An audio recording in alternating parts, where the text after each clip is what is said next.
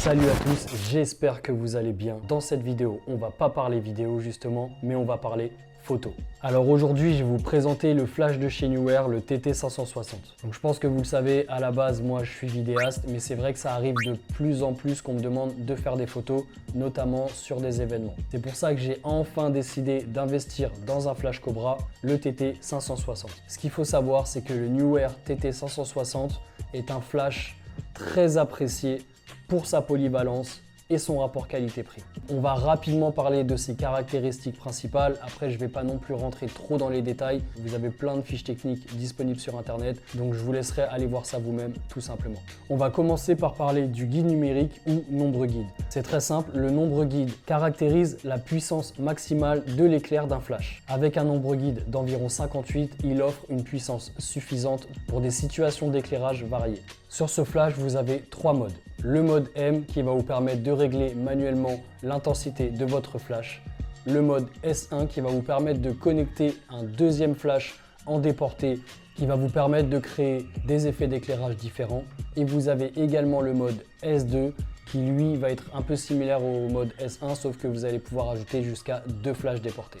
Donc, au niveau du réglage de l'exposition, sachez qu'il est compatible avec les réglages manuels de votre appareil photo pour un contrôle de l'éclairage plus précis. Il faut compter un temps de rechargement de 3 à 5 secondes, ce qui va vous permettre une utilisation continue sans trop d'attente. Au niveau de l'alimentation, il fonctionne avec des piles AA, mais je vous conseille quand même d'investir dans des piles rechargeables, ça vous coûtera moins cher sur le long terme. Niveau compatibilité, sachez qu'il fonctionne avec la plupart des appareils photo hybrides et réflexes avec des marques comme Canon, Nikon, Pentax, Olympus ou encore Sony.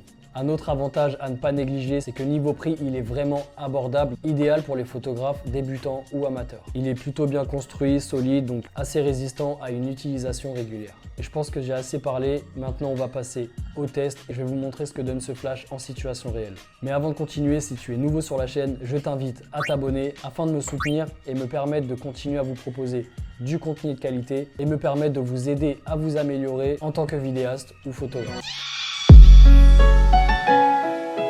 Hop, je visse. Voilà, tout simplement, j'allume ma cam ensuite. Je me mets bien dans mon mode photo. Donc là, pour le coup, je shoot au Sony A7 III. Voilà. Et j'ai mon 50 mm et on est prêt.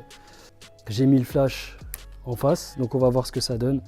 Donc on va prendre cette bouteille. C'est cramé comme jamais, donc ce que je vais faire là, c'est que je vais baisser mes ISO, je vais passer à 200.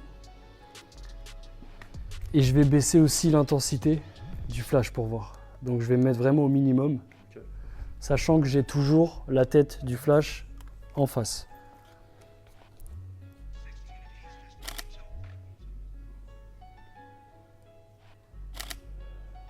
Bon.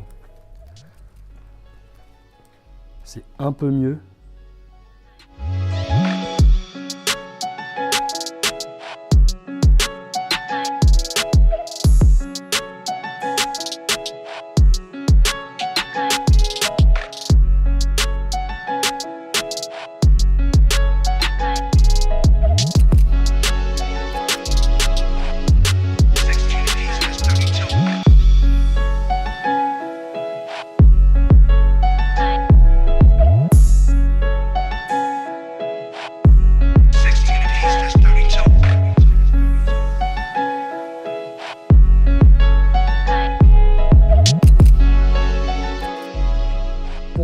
Le Neewer TT560 est un choix judicieux pour tous ceux qui recherchent un flash fiable sans se ruiner, mais qui offre aussi une multitude de fonctionnalités pour enrichir vos photos. Si cette vidéo vous a plu et vous a donné envie d'investir dans un flash, n'hésitez pas à me le dire en commentaire. Je vous invite également à liker cette vidéo, à la partager afin d'améliorer le référencement. En attendant, je vous dis à bientôt pour des prochaines vidéos. C'était John Day. Ciao!